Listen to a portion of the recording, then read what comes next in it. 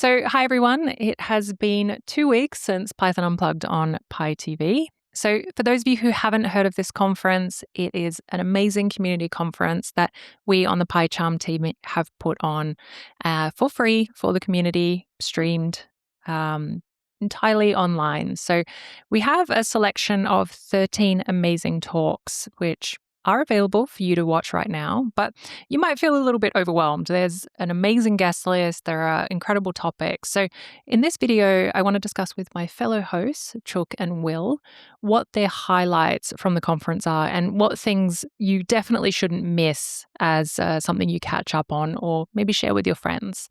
So the first highlight of the conference for me is this idea of debunking the myth that Python is just for beginners or Python is just for quick prototyping projects. And one of the talks that really talked about this was our first talk from Deb. So she has noticed a lot of people are coming into Python kind of for the same reason I did, ML and AI, and essentially seeing that people are really just using it as a prototyping language or a scripting language. But it's a lot more than that. So Will, Cheuk, any sort of thoughts you have on this topic that our speakers talked about? Oh, I really like it.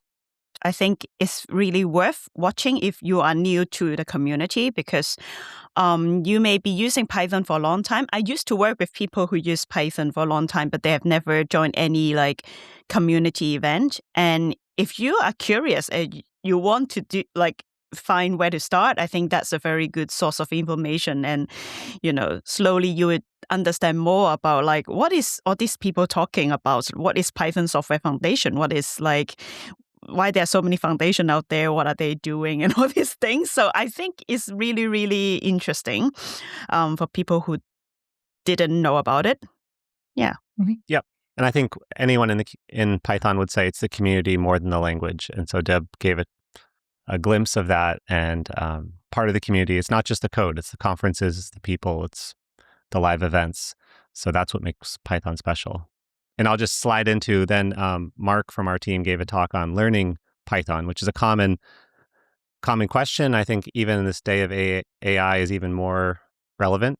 And he really talked about engaging with it in a holistic way. So learn the fundamentals. You still do need those, but then work on real projects, reading others' codes, and just a whole list of tips to take your code to the next level. So that post-tutorial hell that many people can get stuck in. He had a lot of good tips on that. Yeah. Oh, what I like about his talk is he teach you how to turn off the AI features. Which is very different from what we do normally, right? We want people to use the AI feature, but he's like, you can use it. I know you love it, but if you're learning, turn it off for now. Yeah, Absolutely. And I think, and this is a theme we're seeing everywhere, but especially in programming, is that it's harder. It can be harder for beginners to get started, and senior developers with AI can fly, but if you're a junior developer, how do you use AI to get the reps, get the 10,000 hours? He gave a lot of good tips on that. That is actually a good segue into the next theme, which is basically, I would say, the revolution in how we use Python as Python practitioners in the face of AI. So obviously, this has some good sides and some bad sides. And there were 3 talks in particular, or 4 talks actually, that I want to flag. So Mark, as Cheuk mentioned, talked about the role of AI with beginners. But Marlene, Carol, and Sheena also had some really interesting insights in this area. So do either of you want to jump in and talk about things that stood out to you from their talks? Yeah, I think it's very, very, very valuable for them to give you this insight because they are very experienced developer, data scientists, etc. But then they kind of understand how AI is affecting who are in the field. So if you are having a similar background, whether you're a data scientist or a developer, you can get some information and insights from them, and maybe that would help you as well. Yeah, and I think they also speak to the fact that Python is so broad in the ecosystem of how it's used. So Marlene talked about agentic coding. Carol talked about environments like Jupyter. Sheena was specifically focused on Claude Code in Django in web. And then Mark was giving tips on how to use AI as a powerful learning tool. So that's what makes Python interesting. But also, when you're new to it, it's so hard to figure out the map of where Python can go because it goes everywhere. And so I think you have to just pick, you have to have a sense of the map and then pick areas to focus on, or you'll be overwhelmed. And I would just and add don't forget. Yeah, go ahead, Cheuk. And don't forget Carlton's hot take about typing. I think that's a very cool talk. That thing that not everybody have thought about it, and probably people the first time they see the topic they would disagree. But you should listen to him. Yeah, so Carlton Gibson, former Django fellow, lots of open source, gave a talk introducing Mantle, which is a new way to have dynamic typing in Django along with the liquid core, the dynamic core. And he made, I think, a lot of good points. So there is this pressure right now for Python, which is dynamic, so it's not, you don't have to go and compile it after the fact, to be turned into a static language like, say, Java. And there's some reasons why in production code and big code bases, you do want more types. And Python allows for that, but there is value in its dynamic nature. And so he gave a talk you should watch talking about that. It doesn't have to be all or nothing. We don't have to turn Python into something that's not. Yeah, and kind of speaking about the breadth of Python, another really interesting talk for me was Merve's talk about basically the huge amount of stuff that's being done in open source AI. So she's at Hugging Face, and they have an absolutely insane ecosystem of things that you can use for open source AI. So not just open source models, though they do host kind of the most important foundational AI models. But there's also data sets. There's also tooling that they built. They've got a really rich number of libraries. And if you're getting started, they have amazing tutorials. So definitely if you're interested in what's going on in open source AI right now, you should catch up on Merve's talk. Yeah, definitely for the AI enthusiast, because they are very deep in the field of AI. They are helping to develop the newest and cutting edge things. So yeah, if you're interested and want to learn more about how AI works and what's the newest and what's the difference between different models, I think that would be a very good place to start. Yeah, and I would just say she's an actual expert working in the field, and I find myself a little bit exhausted by endless LinkedIn posts that don't always have something to say. Her talk in particular really had something to say that was new, so that was valuable. Mm-hmm. And actually, speaking about AI and open source, there was also a huge number of talks discussing what I think is a very hot topic right now in the Python ecosystem, which is how AI is a bit of a threat and an opportunity for open source. So in particular, there was a panel by Carol, Jodie, and Paul, and also a talk by Travis. Either of you want to weigh in on those? Yeah, I think Travis' talk is very interesting. A lot of people, was chatting with him on our Discord, which is where people can interact with the speaker. So definitely that is a very insightful talk, and that's why people are super interested. And I think if you're listening to this, you will be interested as well. So kind of accompanying that would be a Paul's panel, because it has a slightly different format. It's more like a conversational thing, which would be nice to just listen in. Yeah, and I think all three of us are, Cheuk on the board of Python, me with Django, Jodie with EuroPython, and lots of other organizations. We hear the inside chatter about what's happening. And, I guess the short version is open source relies on a tiny number of volunteer humans. And with AI, they are being stretched more than ever. So even as AI gives all these powers, makes it easier than ever to contribute, it puts more and more stress on the humans who are in the loop, who are likely volunteers or grossly underpaid. And so that's really the tension. There was actually a post by Tim Schilling, who's a Django Steering Council member, that was on Hacker News yesterday, talking about this, basically saying the LLM is an extension of you. So you shouldn't, you need to use it properly to enhance yourself, not to just be lazy. But ultimately, the questions that are being thrown around is, do we need some type of verification? Do we need mathematical, proofs of some way? I think all of us are against verification for a number of reasons we could get into, but something needs to be done. The strain is real. And keeping these projects open, you want to be able to take pull requests from anyone in the world. But when you go from 10 a day to 100 a day and they're lower quality, humans can't keep up. Yeah, and the point that kind of came up in all these talks, and Deb mentioned it as well, is one of the glues of open source is community. And it's more important than ever in this kind of age of AI that we don't lose sight of the humans. So that's a good segue for me to talk about another highlight, which is the talks that we had that were focused explicitly on how important community is for Python. So obviously one of the big highlights was the PyLadies panel with Una, Jess, and Jodie. But we also had very interesting discussions in Carol's talk about how important community is in things like scientific work. And obviously, as I mentioned, Deb already talked about this. So you chaired the PyLadies panel, Will. Yeah, that was a real privilege to do because I've known about PyLadies for a long time, but unlike the two of you, I'm not as intimately involved with it. And for those who don't know, it's long-running organization, empower women and others, but there's lots of chapters and they're all different. So Una talked about the fact that in Amsterdam, they do hardcore, like hour plus tutorials, workshops on subjects.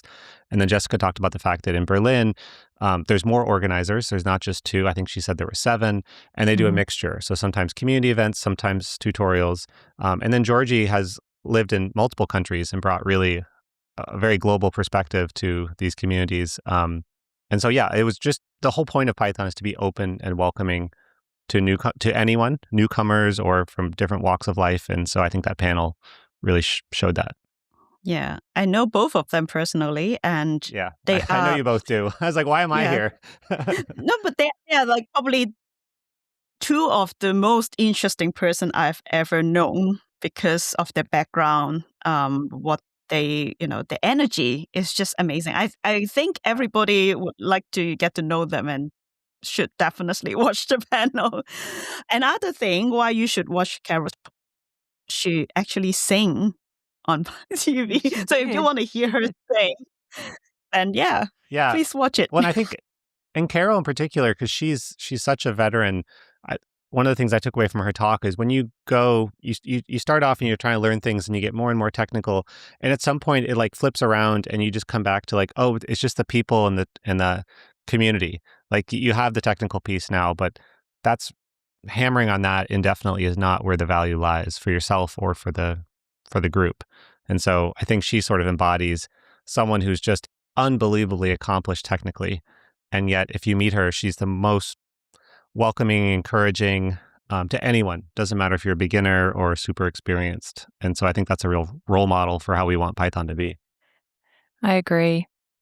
So to end our discussion, I think let's do a lightning round of 3 very interesting talks that I think brought really modern perspectives to what's happening in Python. So a lot of the talks have done cutting edge stuff, but I kind of want to highlight these 3 talks in particular. So the first one is I want to ask Cheuk about Richie's talk on polars, which is obviously very interesting, written in Rust, very dear to Cheuk's heart. So you want to talk a little bit about Richie's talk? Yeah, so he showed about this. Actually, okay, fun fact, I was watching the replay at home with my partner, and then he said that like he really liked Richie's talk. I was surprised because, he doesn't work in data science, but I think it's something that is not just interesting to people who are working in data science, because the way how he explained how everything put together is something like I think for engineers is really, really interesting. The reason behind all this and the technique that he used and things like that. Yeah. Yeah, it reminds me a lot of like my days using PySpark, which he also mentions. But it's just really interesting to sort of see more sort of big data ideas coming to local Python data processing. And obviously we were very lucky to have Richie there because he's the creator of Polars and he knows, up to the moment what's happening. So Will, I wanted to call out Sarah's talk about, Yes. debunking some myths about Django.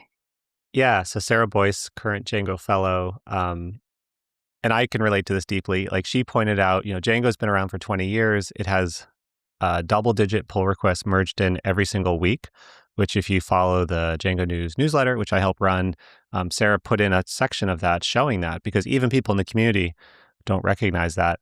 But Django, there's so much to do for an open source project, especially one by volunteers. And so she pointed out a lot of ways and ideas around what Django can do better, updating the website, just giving a sense to people who can't come to a DjangoCon or a PyCon event, how dynamic and how much is happening, even if you look at the website and say it's the same. So I was really happy that she called things out and she had a plan for things to go from there. And so on the internal and external Django forum discussions, there's a lot that's being taken from that. So yes, right? Like, I think that you have to remember almost all these projects are volunteers at the end of the day. So if you see something that could be better, like be the change, make the code change, volunteer to help with the website, volunteer on the committees. So she really highlighted that. Yeah, and I thought that the stats she presented were very surprising. I had no idea. Not to me, unfortunately. But if you want to be surprised, you should go catch the talk. Which one in particular? Was there one that jumped out at you? It was. They have to watch it. Keep it a secret. Yeah. Let's say you will be surprised if you go and watch it. And then the talk I wanted to highlight, which is more in the data science realm, was Tuana's talk about what they're doing at LlamaIndex. So LlamaIndex is a very well-known agentic framework. And she was talking about, in data science, it's always about data quality, right? And so she was talking about work they're doing with Llama Parse to correctly parse documents like PDF to sort of capture the context that's obvious for humans in such a way that the LLM can also understand it. So say something like a little, sidebar snippet or something, understanding the relation that has to the text. So, anything about data quality is going to be interesting to me. But the stuff they're doing is really on the cutting edge of data science and LLMs, AI, whatever you want to call it now. So you should definitely catch that talk. So I think PDF is always a problem, but hope AI can help us. Yeah. Well, and I was just seeing what was it? I think it's the online PDF for file converters. If you go to a website, they're basically all of them are spam stuff. They're going to don't use an online file converter. I know they're easier, but download a command line tool. I didn't realize how bad the spam was. So for example, if you upload a document, it will scan it, look for information, and then resell it to someone because that free website isn't so free. Yes, well, you always pay in the end. So I think we all want to say a big thank you again to our speakers. Thank you again to both of you for putting in an amazing job hosting. And we hope that you will take this opportunity to catch up on any talks that caught your attention, because there's definitely a lot there about the current and future directions of Python. Yep. All right. Thanks, everyone. We'll see you next time.